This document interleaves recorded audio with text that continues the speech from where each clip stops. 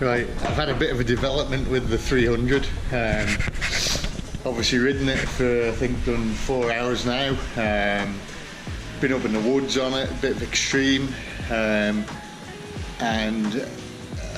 I've got to be dead honest, I've been really disappointed with it. And just something not right. As soon as I was riding, I was like, this should have more power. Gutless, just disappointed, but like an obvious problem. So I was like, you know what? I'm not gonna criticise it too much yet because there's obviously something, you know, wrong. Disconnected the map switch on it, joined the wires up, no different. Took off the ECU, standard one. Got my mate's one, which this is. So I've ridden his bike and his bike rode really well. Put that on, still no different. I was like, right. So I went to a practice day at the weekend with that ignition, hadn't ridden it. Went to a practice day, really muddy, wet, and the thing was terrible. Wouldn't pull a skin of rice pudding, really peed off with it, gutless. Anyway, went and washed the bike after. The tank breather, where I've got the stock triple clamps, I put extra clamps on it, so the tank breather, here they are, it's something I want to look at. Yeah, see, a hole right through them, where the X-Trigs haven't. I was washing the bike, took the fuel tank, we went to take the fuel tank off, pulled the breather pipe out, and I was like, you gotta be joking. So I've cut, I'll show you in a minute, I've cut the breather pipe on an angle because when you put the breather in, I blow through it, you wouldn't never think it would seal on the bottom of the triple clamp, but it was. Quite a long hose on it, sealed, and that's all it is. I've just shows you simple things. I cut it off on the angle. I've been riding around the yard on it here, and the thing's flipping how it should be, flying, rocket. Wouldn't say it's got the best bottom end still, but it's a damn sight better than it was at the weekend anyway. Just thought it was running really rough and crap, and I knew with that other ECU that I'd done that. So yeah, like normally on a KTM, your breather hose goes on there, but for some reason on the new one it goes down through the yoke like it did 2 years ago. And yeah, this is the things where I've been like, you know, disappointed with this bike the last couple of days I've ridden it. Found the problem now. I'm actually just gonna put, I've had this stuff now arrived from Two Stroke Performance in Wales. 3 different option cylinder heads, my ECU back. So first of all, I'm gonna just put the ECU on. Just now that it's running good, I'm just gonna go out in the yard and try this ECU on it without the head, and just see how it runs with that. And then I'll dig into it later and put the cylinder head on. I've got a fuel screw there for it, and a tick over screw, just to fine tune it a little bit. Look, a nice bit of kit, these heads. There's 3 different ones that I've got here. This is the middle one. Beautiful piece of kit. So that's a medium one. I've got a high compression, low compression in there. So, you know, I'll stick the stock one on the middle one first, try that, keep that on for a few days, and then just see. That might be, I might not even need to try the other ones, and just have a do with them and see how they are. But I'll go to Dakar in like 12 days time, so I'll get a little bit done, try and get it running nice how I want it, and happy days really. That's the culprit. See, that's a straight end. See, that was just hitting the bottom like that, and on the tank. Sorry.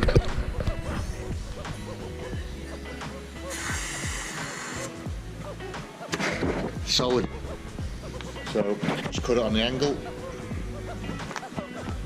Put it down there now. Spot on. That's all it was. One thing I've noticed with the TPI, it takes a long time to warm up properly. So obviously when it's warmed up, it's probably starving of air straight away, and that's why it's been pretty lame. Just feels like they haven't got any torque in them, not enough bottom end for me. I love it, obviously, with that 100 over there. I just love having that instant sort of, not aggressive, but I just like that you put it in a third gear and let it pull, and this clearly wouldn't. So we'll bang the head on, you know, that'll be a half-hour job here, and yeah, and then we'll crack on. That's a standard head. It's a TSP one on. So that's a medium insert in that. So coolant and everything's back in. Got the throttle body off. I've just taken the grub screw out. That alters the idle. I've got one here with a spring on. That you can adjust the tick over a lot better with, and then I'll have a play around with the air screw on the throttle body as well, just get that optimum performance out of it. That's what I'm looking for. Yeah, it's been a long day, but now we'll try that now, and then can't wait to get out and give it a good run tomorrow now that it's actually running decent, you know, so we'll see what happens.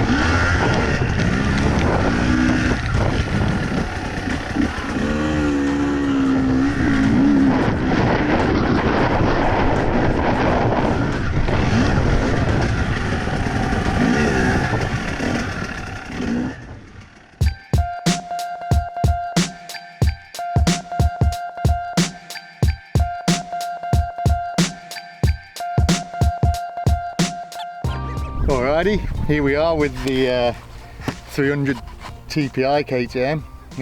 It's been quite a long process really, this, just been busy and doing little bits at a time, and then riding the 500 in a lot of races. So I've changed, it's weird, I've changed lots of parts on it, but the main parts that have made a big difference, there's like probably 2 or 3 and that's it. We'll start at the front of the bike. Obviously cone valve forks, get them off Solid Performance in America. Been playing around with settings on them myself and with them, and I think I've got to quite a good setting with it now, with the actually more of what the setting was from his 4-stroke. It's felt better in the 2-stroke as well. So they're a massive difference, you know. Obviously the shock as well, while we're talking about the forks.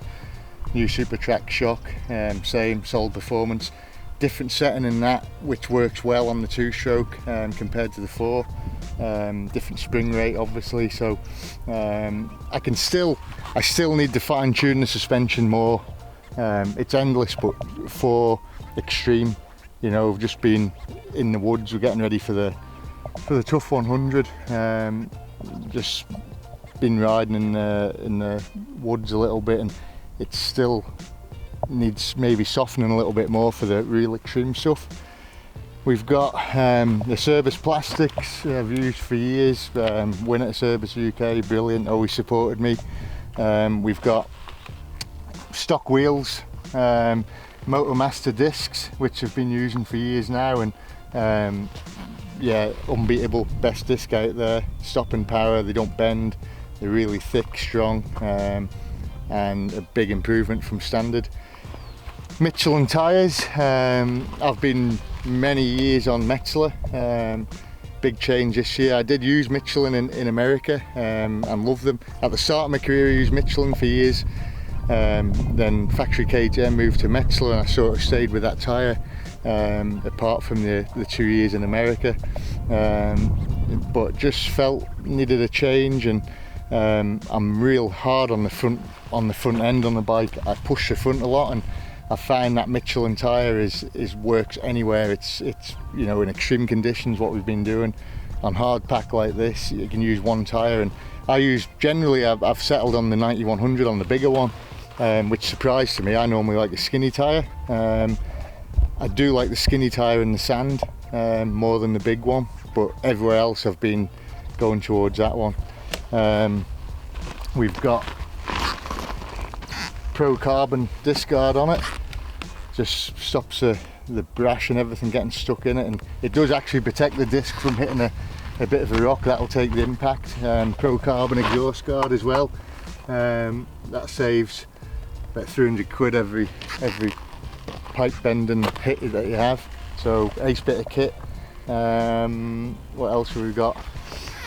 Renthal handlebars, normally Renthal grips, but I've still got the stock ones on this because she's still in one piece. But Renthal bars use a very low bend, which a lot of people are surprised with because I'm tall, but I use an 821 bend, which is pretty flat. Used Renthal my whole career, I've never used another handlebar.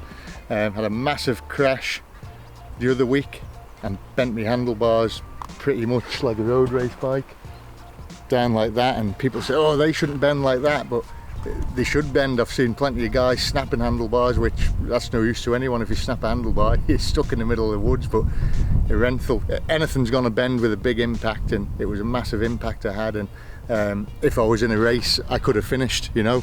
The bar was like that, like a MotoGP bike, but even still. X-Trig clamps, I buy them, which just clamp the forks better. They actually have moved. I've smacked something the last couple of days on it, and the forks moved up, so need to tighten that a little bit more, the top two. I've got the rubber mounted bar mounts. The main reason I use these actually is so I can get the bars. You've got 3 holes, I can get the bars in the right position for me. The stock ones, I actually like the really stock cast clamps, the cheap ones that you get on the KTM. But I just don't like, they've only got 2 holes in. I can't find a good position. I've put a map switch on, which is another 100 quid on a 10 grand bike that you shouldn't need to put on. The same as putting a fan on that, you know. Ooh, bit of a malfunction there. It's missing a screw. Yeah, the screws are rattled out. But yeah, 10 grand bike and you don't get a fan or a bloody map switch on them, or a sump guard. Sump guard's real good, a Service one, real thick for extreme. That'll take a good battering. Hinson clutch cover, Hinson clutch. Again, use Hinson for many years, since I think 07 in the States. I started using them all the time, and I've never looked back. I've put a kickstart on, that's another 500 quid that you don't get on a bike. That's 10 grand. So I like having a bit of a moan, but yeah, it does annoy you when you spend so much, or people are spending so much on bikes, and everything's an extra now. You've got to pay for everything extra, fan and that. So you're up to like 11 to 12 grand before you start. Raptor foot pegs, another thing I've used for years, and I don't go lower on mine. I keep them the standard height and just go back 10 mil. I don't like pegs that are too low. I catch my feet on them, and we all know how big they are. What else? Acro silencer, a bit longer than standard. I just feel it gives it a bit more bottom end. The standard silencer is actually good, and the front pipe, like I've been using now, is really good. But I just feel this just makes it a little bit more bottom, probably because it's longer. 101 Racing, I've got some of them left still, which Discard had made a few years ago. I've still got a few left, so I just use them up. Mitchell and rear tyre, 120 moose in this, and it's still pretty hard, you know. So for a real extreme hard race, I'd drill that 120 moose. Good seat. One of the most important things for me is having a tall seat. That's 30 mil tall and standard. Hard, which I love a hard seat. Don't like a soft thing that, you know, you have a tall seat up here somewhere and you sit on it and it's down to there. I like it hard, and maybe not as tall as you could be, but very firm. Motormaster rear disc, again, you know, same as the front one, just strong as anything. I don't think I've hardly ever bent any of them. A couple of indoor races maybe in a big rock section, which, you know, your disc gets jammed in something. Probably wasn't running one of them at the time. But again, I don't think I would bend a standard disc in a week easily, just messing around. I don't think I've bent one of them since indoors, maybe 6-7 years ago. Touch wood.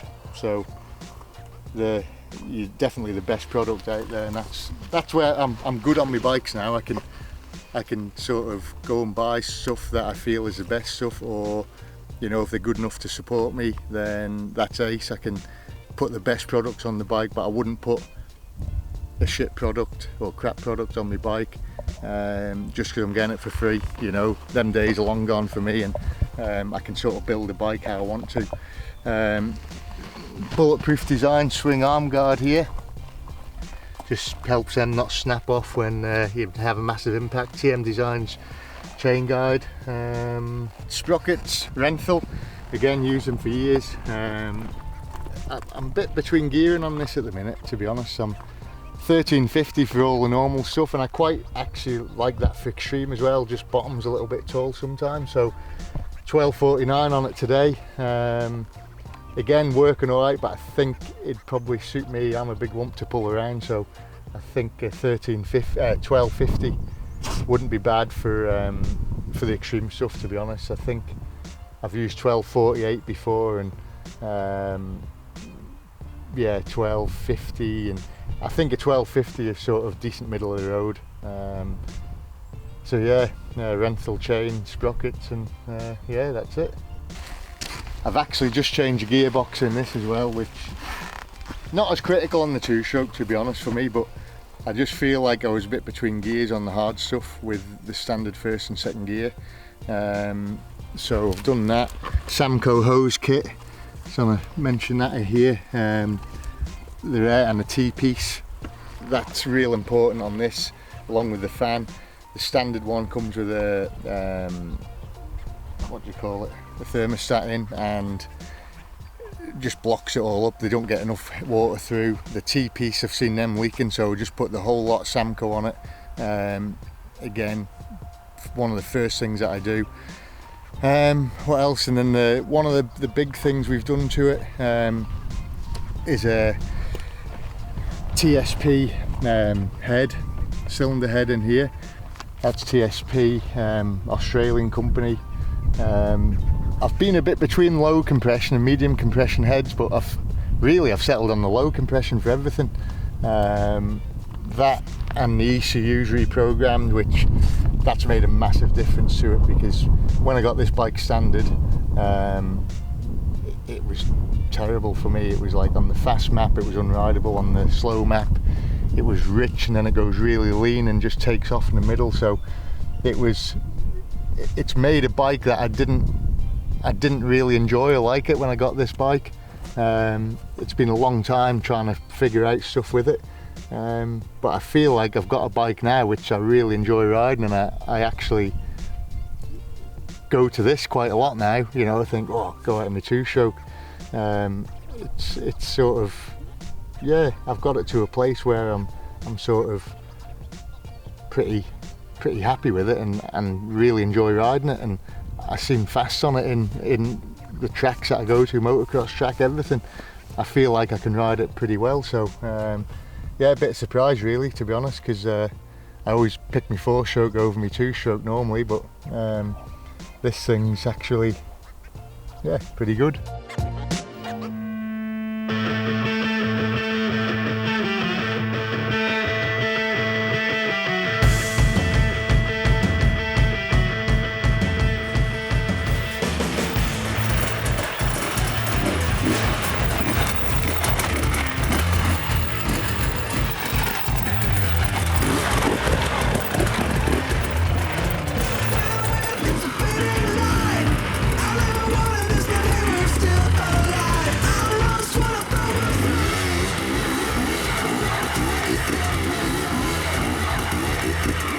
Yes!